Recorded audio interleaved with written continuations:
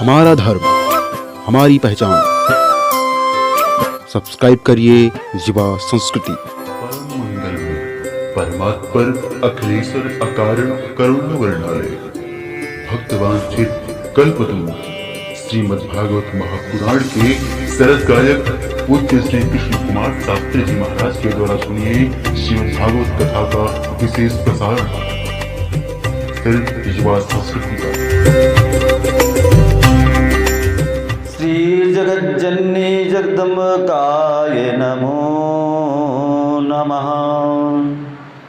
श्री सद्गुरु चरण कमलेभ्यो नमः। श्री राधा कृष्णाभ्यां नमः। श्री मातृ पितृ चरण कमलेभ्यो नमो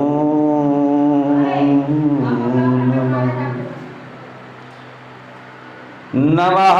परम हंसाय स्वादिचरण चिदमकरंदाय भक्तजन्मानस निवासाय श्री रामचंद्राय नमः।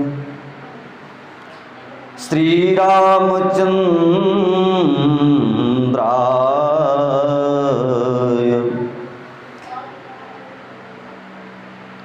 श्री कृष्णाय वासुदेवाय देवकी नंदनाय च नंद गोप कुमाराय गोविंदाय नमो नमः। दक्षिणे लक्ष्मणो यस्य वामे च जनकात्मजः पुरतो मारुतिर्यस्य तं वन्दे रघुनन्दनं। लोकाभिरामं रणरङ्गधीरं राजीवनेत्रं रघुवंशनाथं कारुण्यरूपं करुणाकरन्तं श्रीरामचन्द्रं शरणं प्रपद्ये। अतुलितबलधामं हेमशैलावदेहं दनुजवनकृशानं ज्ञानिनामाग्रगण्यं सकलगुणनिधानं वानराणामधीशं रघुपतप्रियभक्तं वातजातं नमामि।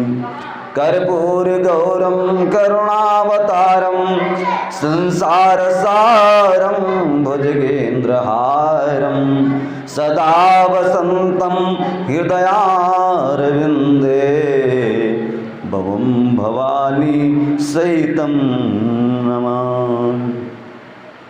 जयन्ती मंगला काली भद्रकाली कपालिनी दुर्गा क्षमा शिवा धात्री स्वाहा स्वधा नमोस्तुते। स्वाहा स्वधा नमोस्तुते। अज्ञानतिमिरान्धस्य ज्ञानञ्जनशलाकया चक्षुरोन्मीलितं येन तस्मै श्रीगुरवे नमः। तस्मै श्रीगुरवे नमः। प्रणवो पवन कुमार खलबल पावक ज्ञान घन जास हृदय आगार बसहु राम सर चापोधर। श्री गुरु चरण सरोज रज निज मन मुकुर सुधार वरनहु रघुबर बिमल जसो जो दायक फल चार। बुद्धिहीन तन जान के सुमिरहु पवन कुमार बल बुद्धि विद्या देहु मोहि हरहु कलेश विकार। वीणा को बजाती मंद मंद मुस्काती मातु शारदा विशारदा को प्रथम मनाऊं मैं, करके पुण्य वंदना श्री अंजनी के नंदन की। श्री राधे श्याम नाम गुणगान आज गाऊं मैं, श्री सीताराम नाम गुणगान आज गाऊं मैं। रसियायत राम चरित्र को है परवाह नहीं निज बाहुबला की, जिनके मुख में उर्मे रघुनाथ सदा जय हो हनुमंत लला की। बंदो तुलसी के चरण जिनकी ने जग काज, कल समुद्र बूढ़त लग्यो प्रगट्यो सप्त जहाज, प्रगट्यो सप्त जहाज। व्यास व्यास नंदन चरण बिनमो बारंबार, जिम सुनाए श्री हरि कथा कियो जगत उपकार, कियो जगत कल्याण। जय जय श्री राधा रमण, जय जय नवल किशोर, जय गोपी चित चोर प्रभु, जय जय माखन चोर, जय जय माखन चोर। धन्य धन्य भारत धरा और धन खजुरी यह ग्राम, जहाँ हो रही कृष्ण की मधुर कथा विराम, जहाँ हो रही कृष्ण की मधुर कथा विराम। राम कथा के रसिक वर भक्त राज मत धीर, आय सुआसन लीजियो तेज पुंज कबीर। रामायण तुलसी कृत कहूँ कथा मति अनुसार, प्रेम सहित आसन गहूँ आवहु पवन कुमार, आवहु पवन कुमार।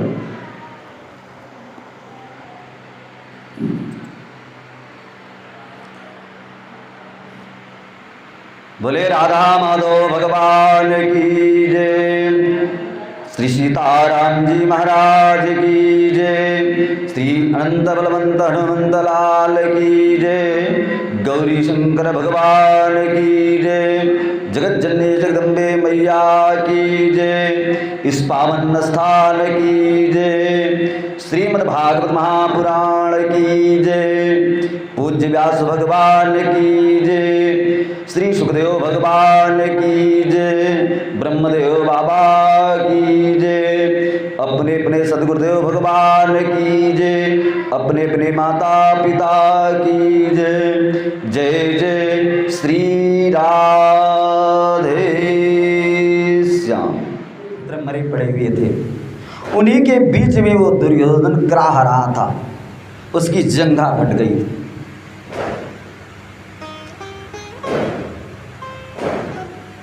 क्योंकि गांधारी ने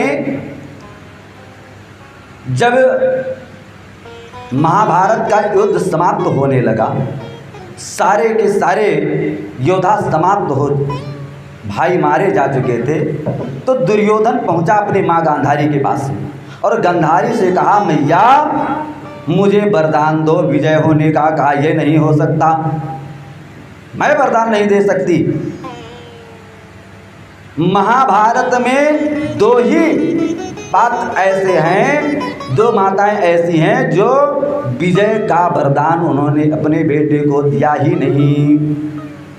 एक तो गांधारी और दूसरी कुंती। कुंती ने भी विजय का वरदान नहीं दिया कि तू जाओ विजयी हो, कहा ये नहीं हो सकता है। अब विजय हो पा करके क्या करोगे जब तुम्हारे सारे भाई मारे जा चुके। जब बहुत प्रार्थना किया तो कहा गया है कि पुत्रो जायत क्वचित कुमाता न भवति। पुत्र कुपुत्र हो सकता है, माता कुमाता नहीं हो सकती। गांधारी ने कहा अच्छा ठीक है, जाओ, तुम इतने गिड़गिड़ा रहे हो तो जाओ, सुबह आना स्नान ध्यान करके और नग्न आना मेरे पास। मैं अपनी पट्टी खोलूँगा और मुझे नग्न दिख पड़ना, बस मैं तुम्हें वरदान दे दूंगी। और जैसे द्वारिकाधीश को ये बात मालूम पड़ी, तुरंत द्वारिकाधीश जैसे दुर्योधन चला गांधारी से मिलने के लिए, तुरंत द्वारिकाधीश भी पहुंच गए। रास्ते में ही मिल गए। कहा वाह नंगा बाबा कहाँ चले। कहा आज ये क्या वेशभूषा आप बना करके चल रहे हैं, आप तो राजा हैं और राजा को ये शोभा नहीं दे रहा है। आप तो दूसरे की बहु बेटियों को नग्न देखना चाहते हो, स्वयं नंगे हो गए देखते देखते।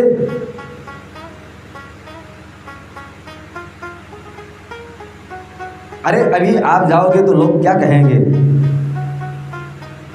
बस चक्कर में द्वारिकाधीश के पड़ गए कौन, दुर्योधन। और दुर्योधन ने कहा द्वारिकाधीश क्या करूं। कहा जल्दी से केले का छिलका लगाओ कमर में, तब जाओ माँ के पास में। और जब केले का छिलका लगा करके और माँ गांधारी के पास में गुले, गांधारी ने कहा बेटा आ गए। कहा हाँ मैया, आंखें खोलो। और जैसे पट्टी खोल करके देखा तो सारा तो शरीर वज्र का हो गया, परंतु जो कमर थी, गांधारी ने कहा बेटा तुझे मार्ग में किसी से भेंट हुआ मार्ग में आते समय। कहा हाँ। कहा कौन मिला था। द्वारिकाधीश तो नहीं मिले थे। कहा हाँ मैया वही मिले थे। कहा बस जाओ बेटा, तेरा शरीर तो पूरा वज्र का हो गया, परंतु ये जो कमर जहाँ तक से छिलका लगा है, अगर यहाँ कोई गला मार देगा तो तुम नहीं बचोगे। और उन्हें वरदान था क्षण कि जब तुम्हें खुशी और गम साथ में होगा तभी तुम्हारा अंत होगा, और नहीं तो तुम्हारा अंत होने वाला नहीं। उस समय कराहना था भीम के गधे के द्वार प्रगार। गुरु अश्वस्थामा आया अपने मित्र से मिलने के लिए। कहा मित्र मैं प्रतिज्ञा करता हूं, अभी तक तो आप जो जिन जिन सेना नायकों को बनाया, मंत्री को बनाया अपने, सब ये लोग पांडवों से मिले हुए थे, परंतु मैं प्रतिज्ञा करता हूं कि जब तक मैं पांचों पांडवों का सिर काट करके तुम्हारे पास नहीं लाऊंगा तब तक मैं अन्न जल नहीं ग्रहण करूंगा। सूत जी ने कहा यदा मृके कौरो सृंजयानाम वीर स्वतो वीर गते गति गतेषु ब्रिकोदरा विद्य गता विमरसा भग्नोरुदंडो धृतराष्ट्रपुत्र। धृतराष्ट्र के पुत्र दुर्योधन ग्राह रहे थे और अश्वस्थामा ने प्रतिज्ञा किया तो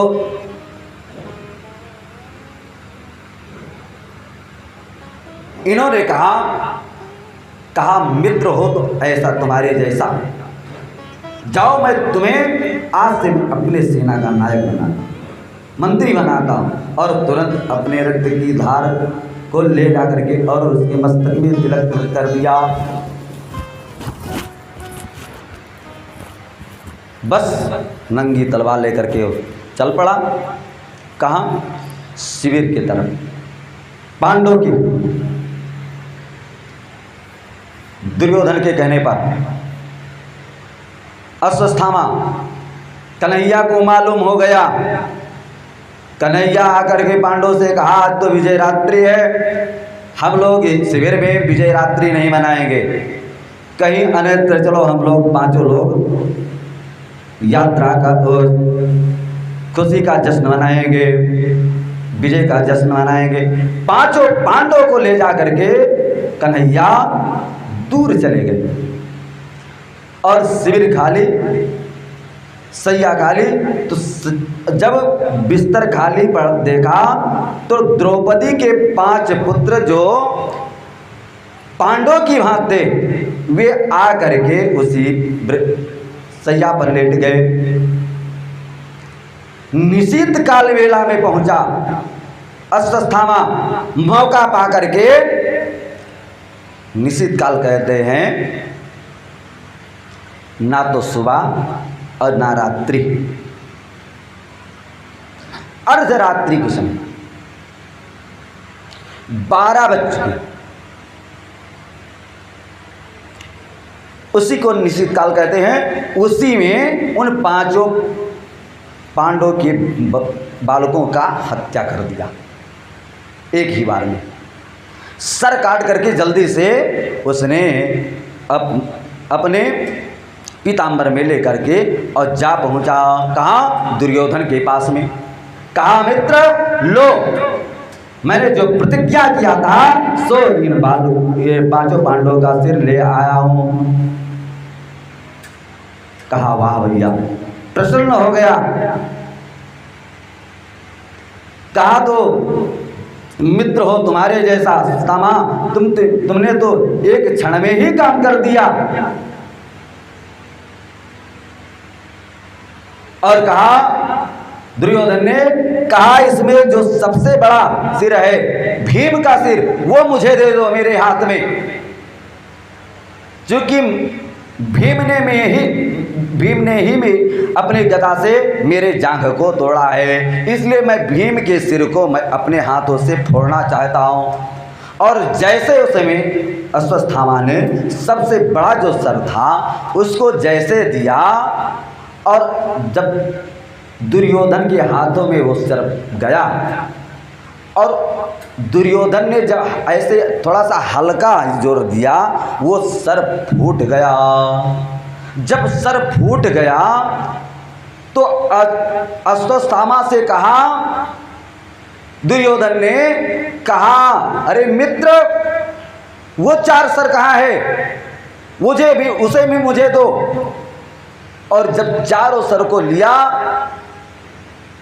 और हल्का हल्का जैसे दाब दिया और 4 सर फूट गए, तुरंत वो रोने लगा, दहाड़ करके चिल्लाने लगा, अरे अश्वत्थामा, तुमने ये क्या कर दिया? तुमने तो मित्रता नहीं निभाई, तुमने तो शत्रुता निभाई दी। अरे बताओ, इन नन्हे नन्हे बालकों का क्या अपराध था? बैर था मुझमें, भाइयों में। ये नन्हे नन्हे बालकों की जो हत्या आपने कर दी, इनका कोई दोष नहीं था। तुमने तो कुल खानदान को चौपट कर दिया अश्वत्थामा।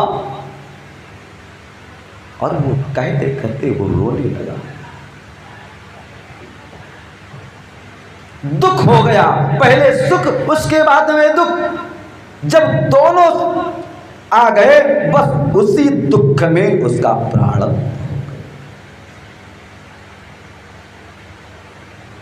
दुर्योधन ने कहा, मेरे नजर के सामने से तुरंत हट जाओ अश्वत्थामा, नहीं तो तुम्हें मार डालूंगा मैं। वहां से भयभीत होकर के अश्वत्थामा भागा और उसी शोक में दुर्योधन का प्राणांत हो गया। सुबह हुआ, द्रौपदी जब शिविर में पहुंची, देखा अपने बालकों की दुर्दशा, रोने लगी द्रौपदी।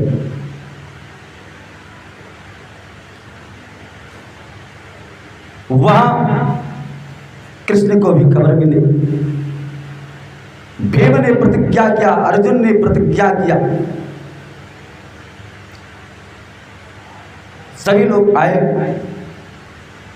अर्जुन ने कहा देवी मत रो, जब तक मैं प्रतिज्ञा करता हूं, जब तक मैं इन बालकों के बैरी को पकड़ करके और तुम्हारे हवाले न कर दूं, तब तक मुझे चैन नहीं होगा। बस कन्हैया को लिया साथ में, रथ पर बैठे अर्जुन और चल पड़े। अश्वत्थामा भगा हुआ जा रहा था। मार्ग में देखा, दूर ही से चला दिया अस्त्र भगव अर्जुन ने। जब देखा कि अश्वत्थामा ने कि अर्जुन का बाण आ रहा है पीछे से, अश्वत्थामा भी रुक करके उसने भी बाण की वर्षा करना प्रारंभ कर दिया। जब देखा अश्वत्थामा ने कि मैं नहीं बचूंगा, तो अश्वत्थामा ने ब्रह्मास्त्र का प्रयोग कर दिया। जैसे ब्रह्मास्त्र का प्रयोग किया, अर्जुन भयभीत हो गए। अर्जुन ने कहा कन्हैया से, हे केशव, अरे अश्वत्थामा का ब्रह्मास्त्र आ रहा है, अब इससे कौन बचाएगा? कहा, अरे कन्हैया ने कहा, अर्जुन बस अश्वत्थामा के ब्रह्मास्त्र को देख करके तुम भयभीत हो गए। अरे तुम्हारे पास तो भी ब्रह्मास्त्र है, तुम भी अपने ब्रह्मास्त्र का प्रयोग कर दो। तुम तो जलाना जानते हो, वापस भी करना जानते हो, परंतु वो जलाना जानता है, वापस करने की विद्या उसे नहीं आती। इसलिए हे अर्जुन, तुम अपने ब्रह्मास्त्र का प्रयोग करो, उसके ब्रह्मास्त्र का तेज छीण करो। अर्जुन ने ब्रह्मास्त्र का प्रयोग किया, संधान किया और अश्वत्थामा के ब्रह्मास्त्र को छीण कर दिया। दौड़ा करके रथ पकड़ लिया, अश्वत्थामा को बांध लिया रथ में ला करके।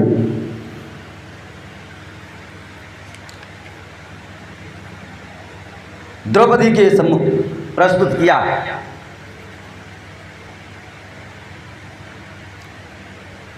जैसे प्रस्तुत किया, रस्सी भी बंधा हुआ था। अश्वत्थामा नतमस्तक था। अश्वत्थामा द्रौपदी ने जैसे देखा, अर्जुन ने कहा, देवी तुम्हारे बच्चों का हत्यारा आ गया है, अब जो तुम्हारी ख्वाहिश हो इसे सजा दो। अरे आज की स्त्री होती, अगर उसका एक भी बालक मर गया होता तो वो स्त्री कह देती, इसे भी मार डालो मेरे आंखों के सामने से, मैं इसे देखना नहीं चाहती हूं, और इसे मार दो, इसके घर वालों को मार दो। परंतु द्रौपदी ऐसी आज कल की नारी नहीं थी, वो तो देवी स्वरूपा थी। द्रौपदी ने क्या किया? द्रौपदी ने कहा, मुंजता मुंजता मेघा, अरे छोड़ दो छोड़ दो छोड़ दो इसको।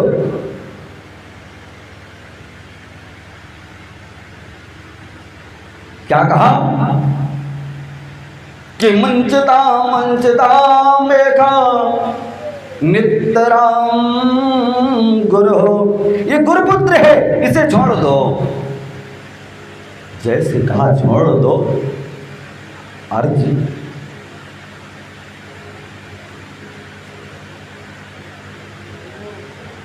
के कान खड़े हो गए। भीष्म ने प्रतिज्ञा किया था, अर्जुन ने प्रतिज्ञा किया था, और द्रौपदी कहती है छोड़ दो। एक तो ये ब्राह्मण कुमार, दूसरे गुरुपुत्र, और गुरुपुत्र को तो इस प्रकार से लेकर और इसे छोड़ने की बात कर रही हो। अब इसे क्या किया जाए? अर्जुन ने कहा, हे देवी ये तुम क्या करें?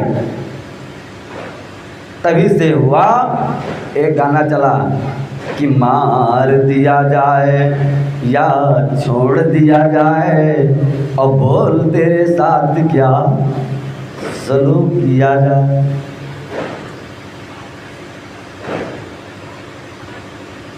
इसको मारा जाए या छोड़ा जाए? द्रौपदी ने कहा छोड़ दिया जाए, ये गुरुपुत्र है, ब्राह्मण कुमार है। परंतु उधर कन्हैया ने कहा कि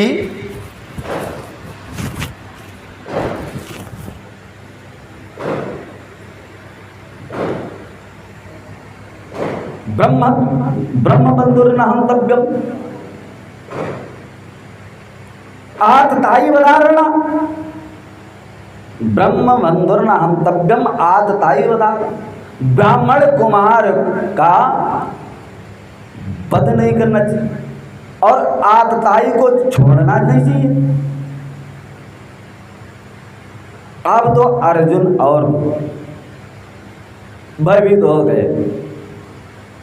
कहा ये जो कन्हैया की तरफ देखने लगे अर्जुन, कहा केशव आपने ही कहा था कि ब्रह्मबंधुर्न हंतव्यम आतताई वदारणा, ब्राह्मण का वध नहीं करना चाहिए और आतताई को छोड़ना नहीं चाहिए।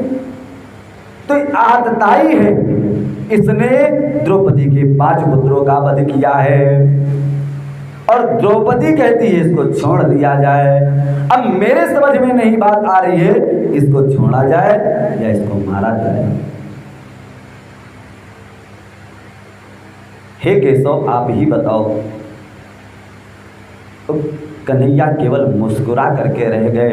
कहा रे अर्जुन, मैंने गीता में तुम्हें उपदेश दिया,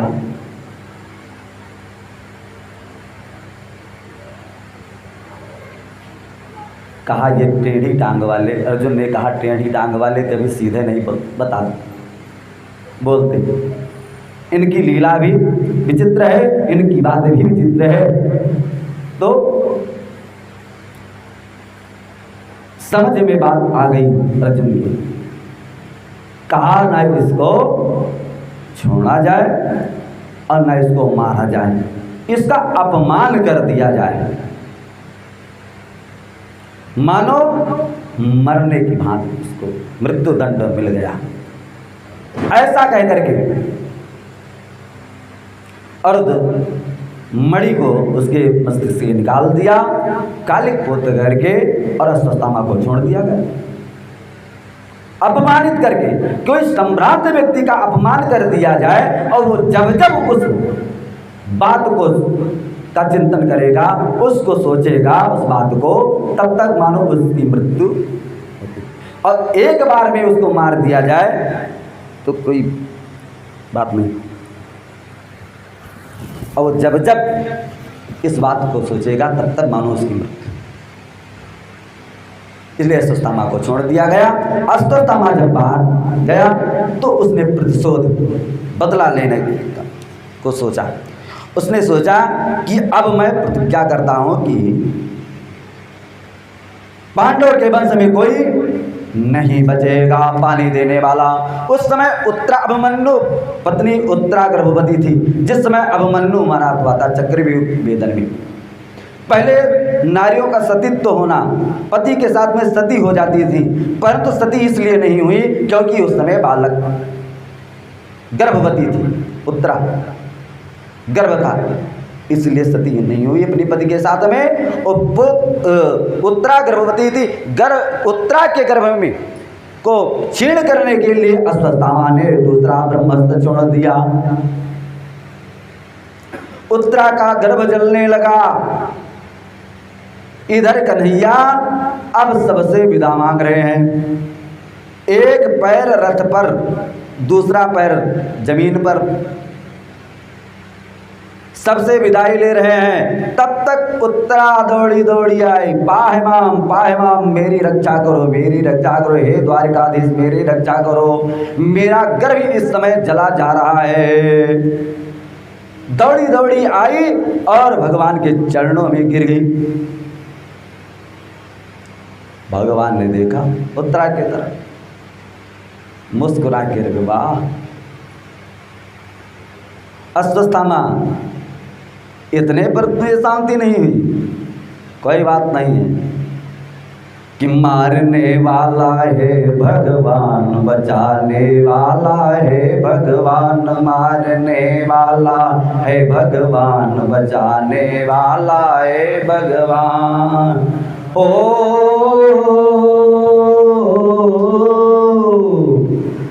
मार सके ना उस प्राणी को जिसका चक्रपाण धाम, मारने वाला है भगवान, बचाने वाला है भगवान, मारने वाला है भगवान, बचाने।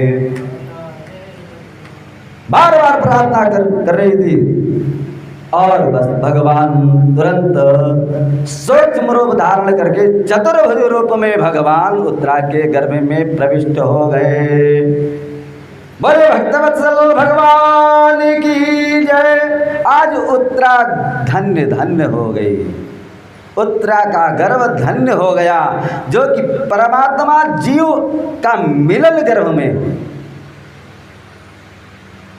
और जा करके भगवान ने अपने गदा के माध्यम से उस अश्वत्थामा के ब्रह्मास्त्र का के तेज को छीण कर दिया। ऐसा घुमाया गदा, व्यास जी ने उस गदे के घुमाते हुए चक्र को देख करके व्यास जी को मालूम पड़ा कि मानो भगवान अपने सुदर्शन चक्र को लेकर के घुमा रहे हैं। लिख देना पराव कि चक्र के द्वारा, और भगवान ने अश्वत्थामा के ब्रह्मास्त्र को छीण कर दिया। उसके बाद में भगवान बाहर निकले, सभी से विदाई मांगी और कहा मैया जब जाने लगे तो अब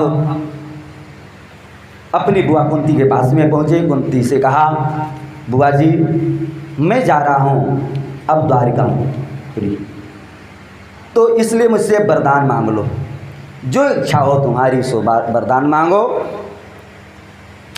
कुंती ने कहा अरे कन्हैया मैं जानती हूँ कि तू वही तो है माखन चोरी करने वाला कन्हैया। अरे कहा नहीं बुआ मैं द्वारिकाधीश हूँ, अब वो दही और दूध छीनने वाला मैं कन्हैया नहीं हूँ, अब मैं स्वयं द्वारिकाधीश हूँ। बुआ जी मुझसे वरदान जो इच्छा हो सो मांग लो। कहा अच्छा तुझे मुझे वरदान देगा? कहा तो कहा कुंती ने वरदान न मांगा, आज तक किसी देवी ने ऐसा वरदान नहीं मांगा जैसा कुंती ने वरदान मांगा।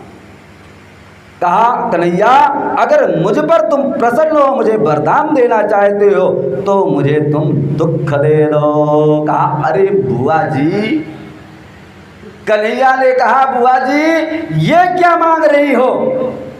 अरे संसार के लोग प्राणी तो मुझसे सुख मांगते हैं, धन वैभव मांगते हैं, भूम वाहन मांगते हैं, और तुम कहती हो दुख दे दो। दुख लेकर के अभी तक तुमने जो दुख काटा ये कम था दुख? कहा इसीलिए तो मैं दुख मांग रही हूं तुमसे कन्हैया कि मुझे दुख दे दो, ऐसा सुख मुझे नहीं चाहिए कन्हैया। कुंती ने कहा वह सुख को पत्थर पड़े जब श्याम हृदय से जाए, और बलिहारी वाह दुख की पल पल श्याम हटाए। ऐसे में सुख को लेकर के क्या करोगी जब मेरे हृदय से कन्हैया चला जाए, मेरे पास से कन्हैया चला जाए? मैं ऐसे सुख को नहीं चाहती हूँ कन्हैया, मुझे दुख ही चाहिए। मुझे जैसे मेरे ऊपर दुख के बादल मंडराते थे ऐसे मुझे दे दो कि जीवन भर मेरे ऊपर दुख के बादल मंडराते रहे, ताकि तुम मुझे छोड़ करके मत जा कन्हैया। धन्य है देवी। महाभारत में दो ही ऐसी देवी हैं, कुंती और उधर द्रौपदी।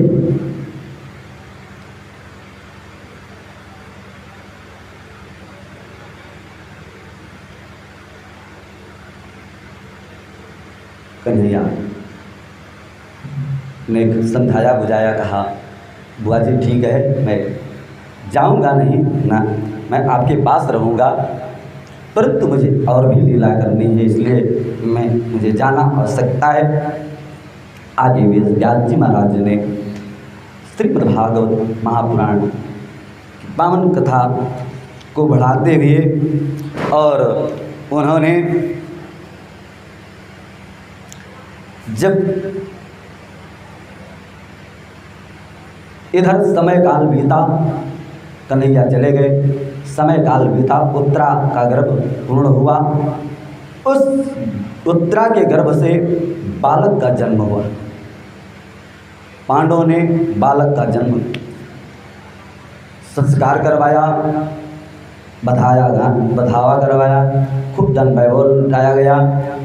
तो बालक जब थोड़ा सा बड़ा हुआ तो वो व्यग्र रहने लगा, उदास रहने लगा। ब्राह्मण के द्वारा भगवान से रक्षित जो जीव, उसका ब्राह्मणों ने नाम संस्कार किया, कहा विष्णुरात, इसका नाम होगा क्या? विष्णुरात। भगवान विष्णु ने जाकर के गर्भ में इसकी रक्षा किया, इसलिए इसको लोग विष्णुरात कहेंगे। वो जब उदास रहने लगा, व्यग्र रहने लगा, तो उदासी का कारण पूछा पांडवों ने। तो बालक ने कहा कि मैं उन परमात्मा को नहीं देखता हूँ जिन्होंने चतुर्भुज रूप धारण करके और मेरी माँ के गर्भ में मुझे दर्शन दिया था। आखिर वो कहाँ है?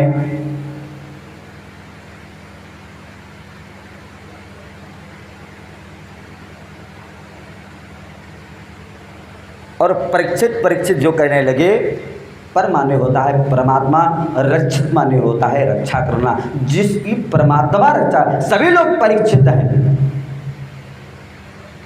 माँ के गर्भ में भगवान ही इस जीव की रक्षा करते हैं। तो इसलिए परीक्षित लोग कहने लगे। परीक्षित थोड़ा बड़े हुए, पढ़ाया लिखाया पांडवों ने, और राज वैभव दे करके पांडव लोग जंगल की तरफ चले गए। और उसके बाद में अब महाराज परीक्षित अपना राज वैभव देखने लगे, संभालने लगे। हमारा धर्म, हमारी पहचान। सब्सक्राइब करिए युवा संस्कृति।